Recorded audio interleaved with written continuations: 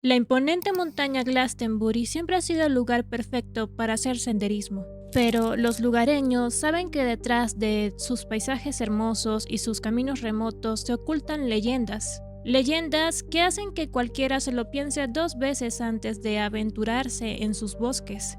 Desde maldiciones antiguas, fantasmas, asesinos seriales, hasta el mismísimo Pie Grande han sido señalados como los responsables de los sucesos extraños que ocurren en esta zona.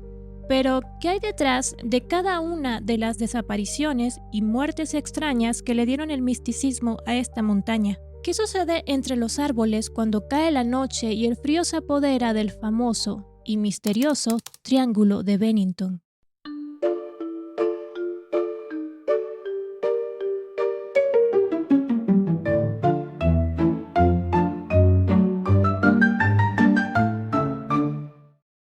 Hace mucho tiempo, la región que rodeaba a la gran montaña Glastonbury era el hogar de una tribu de la nación Algonquin, los Abenaki. Los Abenaki sentían un profundo respeto por la montaña y solo se acercaban para enterrar a sus muertos. Pero más allá de ese ritual, evitaban acercarse o adentrarse en el bosque, temerosos de que una criatura gigante, peluda, mitad hombre y mitad bestia, que vivía en la densa y confusa vegetación, los atacara y acabara con toda su gente. Lo curioso es que creían que su dios, Talbadak, residía en la cima de la montaña, pero el lugar era todo menos sagrado. El bosque era de lejos inquietantemente silencioso. No se escuchaban los sonidos habituales de las ramas moviéndose o de las hojas cayendo, solo los murmullos y las pisadas de aquellos valientes que se atrevían a explorar. Por eso era escalofriante cuando, desde lejos, se oían ruidos, gritos y rugidos extraños a los que los Abenaki no podían darle una explicación. De vez en cuando, uno que otro intrépido grupo de personas ascendía a la montaña, y allá en lo alto, de repente, los cuatro vientos parecían converger o cambiaban erráticamente de curso. Sabiendo esto, mojarse el dedo y levantarlo para medir la dirección del viento no era algo recomendable de hacer. Corrías el riesgo de perderte, y si no eras encontrado a tiempo, las frías noches podían ser letales, especialmente las de invierno, que ya a las 4 de la tarde comenzaban a oscurecer el cielo. No es sorprendente que estas leyendas tan intrigantes hayan perdurado en la mente de las personas que han vivido en las ciudades cercanas a la gran y remota montaña Glastonbury, así como a gran parte del bosque nacional Green Mountain, que incluye localidades como Bennington, Woodford, Shaftesbury, Somerset y Glastonbury, estas dos últimas ahora convertidas en ciudades fantasmas, todas propias del suroeste del estado boscoso y montañoso de Vermont, en Estados Unidos. Los avistamientos de criaturas gigantes y demás sucesos extraños que han ocurrido a lo largo de esta área han contribuido a su reputación como un lugar maldito. Aunque esta reputación ya era conocida dentro de Vermont, no fue hasta 1992 cuando se hizo mucho más popular fuera del estado, cuando el escritor Joseph Sitrop nombró la región como el Triángulo de Bennington durante una transmisión de radio pública. Eligió este nombre debido a las similitudes que los eventos en este lugar compartían con los del Triángulo de Bridgewater en Massachusetts. Para entender los misterios detrás de estas leyendas tendríamos que retroceder muchos años en el pasado, a lo que sería uno de los primeros avistamientos de un Sasquatch o Pie Grande en los Estados Unidos. La leyenda del famoso monstruo de Bennington se remontó a 1800, durante una tormenta intensa que convirtió el camino del bosque en un desastre. Un conductor que pasaba por la zona decidió detenerse a mitad del camino para esperar a que la lluvia amainara. Mientras esperaba, notó unas huellas enormes en el barro. Sorprendido, llamó a uno de los pasajeros para que también las observara. Fue entonces cuando una criatura grande y bípeda, cubierta de pelo, emergió de entre los matorrales. La criatura, totalmente enfurecida, empujó al conductor hacia un lado e invistió a la diligencia antes de salir huyendo hacia el bosque. Y, sorprendentemente, a pesar de la fuerza del ataque, nadie resultó herido. En 1867, otro misterioso personaje aparecería para rivalizar con el Sasquatch. Conocido como el hombre salvaje, fue una persona que vivía cerca de la ciudad de Glastonbury. Algunas fuentes mencionan que vivía en una cueva de Fayetteville, mientras otras apuntan a Somerset. Independientemente del lugar, sus acciones eran las mismas. Sin previo aviso, salía del bosque en las zonas de Glastonbury o Bennington. Vestía un largo abrigo que se quitaba apenas se acercaba a las mujeres, mostrándose totalmente desnudo ante ellas. Este comportamiento obviamente era aterrador para las mujeres, quienes huían despavoridas apenas verlo. Y si alguien se acercaba para confrontarlo, el exhibicionista de no sé dónde sacaba un revólver para amenazar a cualquier persona que intentara detenerlo. Finalmente, el hombre fue echado de la ciudad y más nunca se supo de él. La leyenda popular sugiere que regresó al bosque para vivir el resto de su vida en una cueva, aunque esto nunca se pudo verificar. Además, las ciudades donde se creía que vivía el hombre salvaje ya no existen. Somerset y Glastonbury fueron antiguas ciudades mineras y madereras que se encontraban alejadas en lo profundo del bosque. Fueron decayendo cuando se agotaron los recursos naturales y las inundaciones de 1897 destruyeron los ferrocarriles, eliminando cualquier forma de transporte. Finalmente, en 1937, el estado de Vermont las desincorporó. Hoy en día son solo ciudades fantasmas, cuyos restos han sido reclamados por la maleza del bosque, quedando poco o nada de ellas. En 1892, un hombre que vivía en Glastonbury, llamado Henry McDowell, acabó con la vida de uno de sus compañeros de trabajo de manera brutal, al golpearle repetidamente la cabeza con una roca. Aunque las autoridades lograron capturarlo, el caso tomó un giro inesperado cuando McDowell alegó locura, diciendo que escuchaba en su cabeza voces que lo incitaban a cometer actos horribles. Como resultado, fue enviado a un asilo en Vermont, pero su estancia allí fue muy breve, ya que poco tiempo después huiría y escaparía de la ciudad. La comunidad quedó dividida entre quienes creían que McDowell había huido a las montañas para vivir como un ermitaño, sumergiéndose en una vida salvaje, y aquellos que sospechaban que su locura podía haber sido una fachada para facilitar su escape hacia otra ciudad.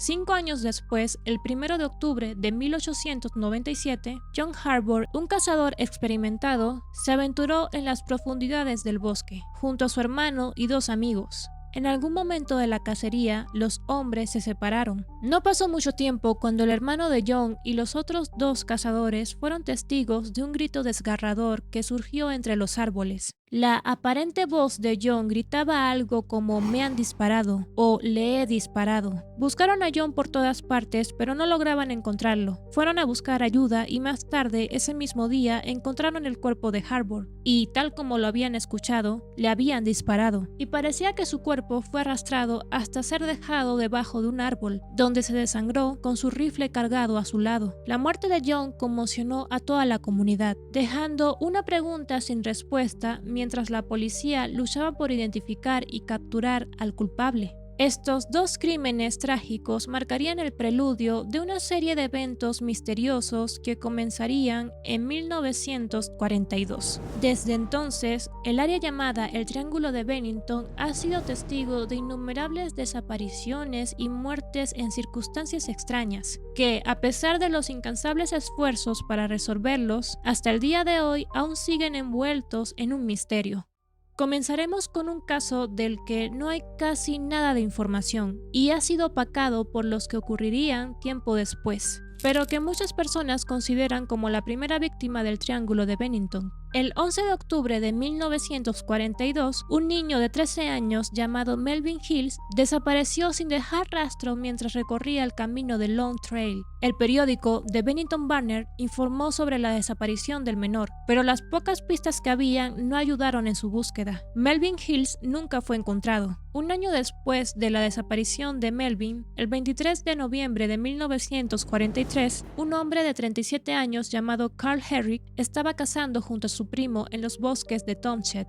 un lugar que se encuentra hacia el noroeste del triángulo. Al igual que lo que ocurrió con John Harbour en 1897, los dos hombres decidieron separarse para cazar más presas. Pero cuando cayó la noche y era el momento de reunirse nuevamente en el campamento, Carl nunca regresó. Su primo buscó ayuda de inmediato con las autoridades, quienes buscaron al hombre desaparecido durante 3 días. Finalmente encontraron el cuerpo sin vida de Carl, pero la escena era extraña. El cuerpo de Carl estaba aplastado, como si una enorme fuerza había caído sobre él. El primo de Carl también afirmó que alrededor del cuerpo se encontraron huellas gigantes, parecidas a las de un oso. Sin embargo, expertos afirmaron que un oso no tendría la capacidad de causar ese tipo de daño. La autopsia reveló algo aún más desconcertante. Las costillas estaban perforadas. Entonces, si no se podía probar al 100% que el causante de la muerte de Carl Herrick había sido un oso, se pensaría que otro animal pudo haberlo atacado, como por ejemplo una serpiente gigante. Pero en el estado de Vermont no existen especies de serpientes que puedan aplastar a una persona de esa forma. Otro dato extraño era que el rifle que portaba Carl estaba cargado y apoyado en un árbol a 21 metros de distancia, algo parecido a lo que también había ocurrido con el caso de John Harbour. Carl Herrick es una de las muchas personas mencionadas en el libro Missing 411 de David Paulides. Missing 411 es un término utilizado para referirse a desapariciones extrañas que no involucran casos voluntarios o de personas con enfermedades mentales, y que ocurren en bosques, parques nacionales o en zonas escasamente pobladas. Por lo tanto, podríamos decir que no solo Carl, sino las desapariciones que a continuación mencionaremos entrarían en el fenómeno de Missing 411. El 12 de noviembre de 1945, Midi Rivers, un hombre de 74 años, desapareció en Bickford Hollow, cerca de Long Trail, al suroeste de Glastonbury. Midi era un amante de la naturaleza y conocía el área mejor que cualquiera. Era un cazador y pescador experto que solía guiar a grupos por la montaña. Ese día estaba liderando un grupo de 4 cazadores que incluía a su yerno. En un momento, Midi decidió adelantarse al grupo para regresar al campamento. Cuando los demás cazadores llegaron, Midi no estaba ahí. Los hombres no se preocuparon inicialmente, confiando en sus habilidades y conocimiento del área. Sin embargo, nadie lo volvió a ver. Los cazadores contactaron al jefe de bomberos, quien reunió a una veintena de personas para que al día siguiente comenzaran la búsqueda. Pasaron 8 horas rastreando el área en donde se había perdido el hombre, y los alrededores también. Pero al no encontrar nada, emitieron un llamado de emergencia en la ciudad. Midi no había llevado comida ni mantas que pudieran protegerlo del frío mortal de la noche, por lo que las esperanzas de encontrarlo con vida eran muy pocas. Aunque se dice que 300 voluntarios participaron en la búsqueda del hombre, dando la impresión de una operación exitosa y bien organizada, el Bennington Banner reveló que la cifra real era mucho menor. Los funcionarios de la ciudad hicieron un llamado para que 500 personas se presentaran a ayudar a encontrar a Midi, pero solo 40 habían respondido. Entre ellos se encontraban los Boy Scouts, estudiantes de secundaria, soldados del ejército estadounidense, compañeros de trabajo de Midi, familiares y algunos lugareños. Algunos voluntarios informaron al jefe de bomberos que por 2 días, casi a la misma hora, habían escuchado 2 disparos, pero no pudieron descubrir de dónde provenían.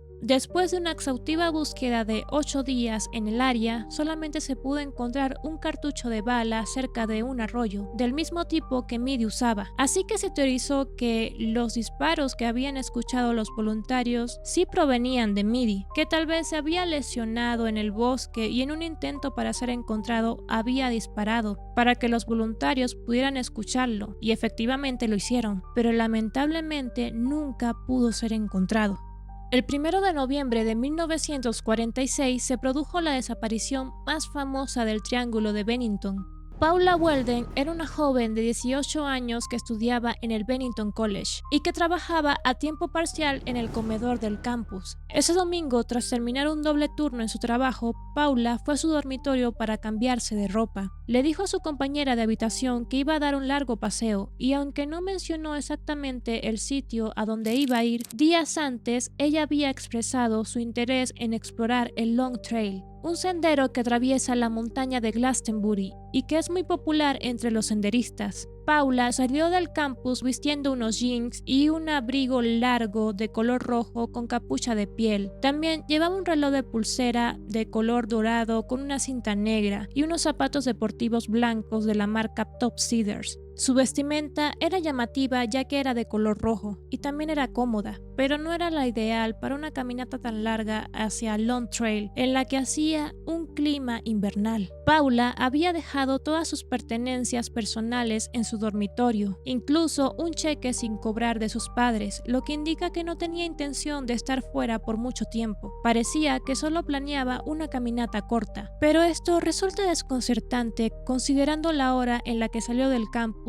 y la última vez que fue vista. Para entender mejor lo que ocurrió, debemos analizar el camino que Paula presuntamente tomó al momento de su desaparición. A las 2:30 de la tarde fue vista por Danny Fager, dueño de una gasolinera frente a las puertas de la universidad. Danny dijo que vio a Paula correr por una loma cercana a la institución y luego retroceder, como si se arrepintiera de tomar ese camino y buscara otra ruta. A las 2:45 de la tarde, un contratista de obras llamado Louis Knapp pasó por la ruta estatal 67A, cerca de la entrada de la universidad en North Bennington, y vio a una joven rubia con un abrigo rojo haciendo autostop. La chica preguntó si la podía dejar cerca del Long Trail. Louis la recogió y la dejó en la ruta 9, cerca del puente Furnace, que estaba entre el centro de Bennington y Woodford Hollow, a unas 3 millas del sendero. Para entonces ya eran las 3:15 de la tarde y estaba comenzando a oscurecer. Louis recordó a la joven como alguien alegre y decidida, a pesar de que él le había advertido sobre el clima y sobre su vestimenta, que no era la adecuada para hacer esa caminata. Cerca de las 4 de la tarde, Ernie Whitman regresaba de un campamento en Woodford con unos amigos, cuando una joven se le acercó y le preguntó cómo llegar al Long Trail. Ella mencionó que quería caminar por el sendero. Ernie le advirtió que ya era tarde y hacía mucho frío, pero aún así le dio las indicaciones.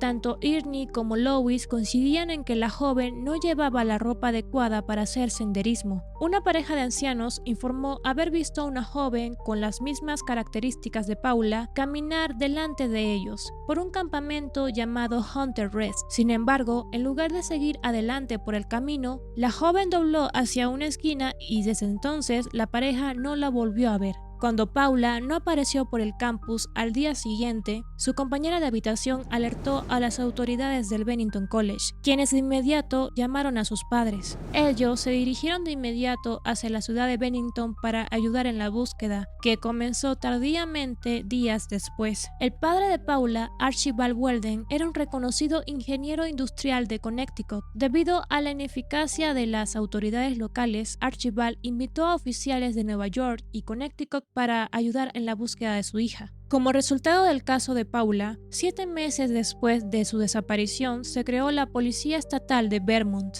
pues anteriormente al caso de Paula, Vermont no contaba con una fuerza policial capaz de realizar este tipo de búsquedas. Más de 500 voluntarios y algunos estiman que hasta miles participaron en la búsqueda de Paula. Fred Gadet, un leñador local que vivía a lo largo del Long Trail, dijo que sabía en dónde estaba el cuerpo de Paula. Tras un intenso interrogatorio, Gadet admitió delante de las autoridades que había inventado la historia para llamar la atención. Luego, en 1968, se había encontrado un esqueleto, pero las autoridades dijeron que era demasiado viejo para ser de Paula. Además, se cree que las personas que la habían visto por Hunter Camp y Faye Fowler la habían confundido con una chica que tenía características muy parecidas a Paula, pero Paula era más baja que esta chica. No sería tan descabellado que todos los avistamientos de Paula en la región del Long Trail en realidad no eran de ella, sino de esta chica. Por eso, muchas personas piensan que en realidad Paula nunca llegó a entrar al Long Trail y había desaparecido en la ciudad de Woodford, o que ni siquiera había desaparecido ahí, sino mucho más atrás, cerca de la entrada del Bennington College, ya sea por la loma que había visto el hombre de la gasolinera o cuando había hecho autostop, encontrándose con una persona malvada en el camino.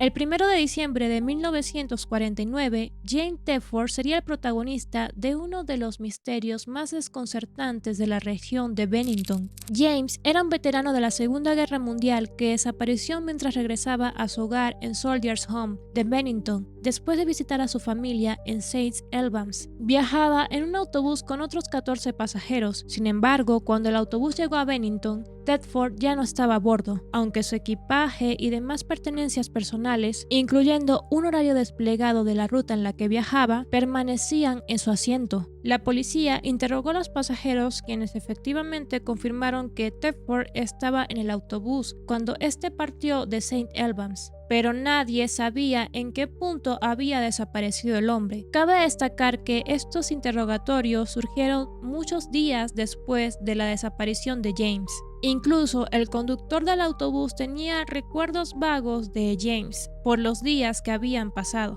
Aunque no se sabe con exactitud en dónde había desaparecido el hombre, este caso sigue formando parte del Triángulo de Bennington, porque al fin y al cabo la última parada de James era esa, Bennington. Y como pueden imaginar, al igual que los casos anteriores, este nunca pudo resolverse. El 12 de octubre de 1950, Paul Jepson, un niño de 8 años, acompañó a su madre al vertedero local donde ella trabajaba. Ese día, su madre tomó una decisión de la que se arrepentiría el resto de su vida. Dejó a Paul en la camioneta totalmente solo, mientras ella iba un rato a alimentar a los cerdos que también estaban en el basurero y de los que estaba a cargo. Sin embargo, cuando ella regresó, Paul había desaparecido. Al igual que Paula Weldon, el niño llevaba puesto un abrigo rojo brillante, que debería haber facilitado su búsqueda. Pero a pesar de que muchas personas intentaron encontrarlo, incluyendo perros rastreadores, no se encontró ningún rastro del niño. Ahora, debido a estos dos casos, la leyenda que se cuenta es que es de mala suerte usar ropa de color rojo en los bosques de Glastonbury. El padre de Paul dijo que su hijo había estado hablando de la montaña durante días, insinuando que él por su propia cuenta pudo haberse ido de curioso a explorar entre el bosque. Con esta declaración tan peculiar, las personas no tardaron en señalar a los padres como los responsables de la desaparición de su hijo, alegando que quizás ellos se deshicieron del niño al dárselo a los cerdos como alimento. Aunque la teoría más sensata es la de un secuestro, ya que los perros rastreadores perdieron su rastro en la carretera justo donde estaba la camioneta, como si el niño se hubiera esfumado en la nada o como si un carro se hubiera detenido para llevárselo. En octubre de 1950, Frieda Langer desapareció misteriosamente en lo que sería el último incidente registrado del Triángulo de Bennington. Frieda tenía su campamento cerca de un embalse de Somerset junto a su primo y a su esposo cuando ocurrió el suceso. Durante una caminata no muy lejana a su campamento, Frieda resbaló y cayó en un arroyo, empapándose la ropa. Decidió regresar al campamento para cambiarse, dejando a su primo Herbert esperando cerca del arroyo. Sin embargo, a medida que pasaban los minutos, Frieda no regresaba. Preocupado, Herbert volvió al campamento, en donde se encontraba el esposo de Frieda descansando, ya que tenía una pierna lesionada. Al preguntar por Frieda, Herbert se quedó de piedra al descubrir que ella nunca había regresado al campamento. Tras no encontrarla en ninguna parte, eso a pesar del corto trayecto que había entre el campamento y el arroyo, las autoridades fueron alertadas y de inmediato se inició una búsqueda intensiva durante días, búsqueda que lamentablemente no tuvo éxito. Fue hasta 7 meses después cuando dos cazadores hicieron un descubrimiento macabro. El cuerpo de Frieda Langer estaba en un campo abierto cerca del embalse, en un estado deplorable. Esto sorprendió a todos, dado que la zona ya había sido revisada varias veces por las autoridades. El estado avanzado de descomposición de su cuerpo y la falta de claridad sobre su muerte hizo imposible que este caso se pudiera resolver. Las teorías detrás de todos estos sucesos señalan a animales salvajes como linces, gatos montés o pumas. Estos últimos han sido vistos por varios excursionistas y cazadores. Además que una forma de ataque es que pueden acechar a los excursionistas durante largas distancias y pueden esperar un momento oportuno para atacar. Aún así, la policía no puede señalarlos como culpables de las desapariciones o muertes porque no hay pruebas suficientes que respalden esta teoría.